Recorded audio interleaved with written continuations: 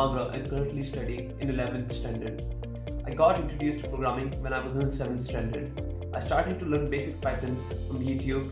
Websites such as GeeksforGeeks and Free Code Camp were really helpful along the process. How did I come to know about the contest? Well, I'm part of some awesome programming subreddits, and that's where I saw a post about this contest, and that's how I came here.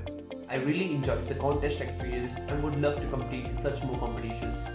Thank you. I'm Jaewon, a high schooler currently living in Korea.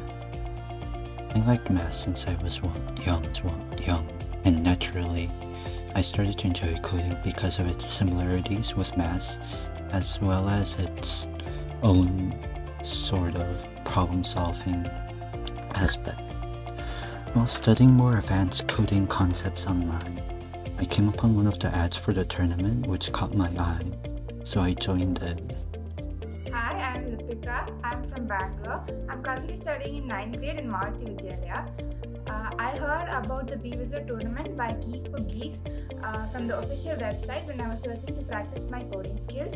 I thank GeeksforGeeks for providing me this opportunity to bring out my talents.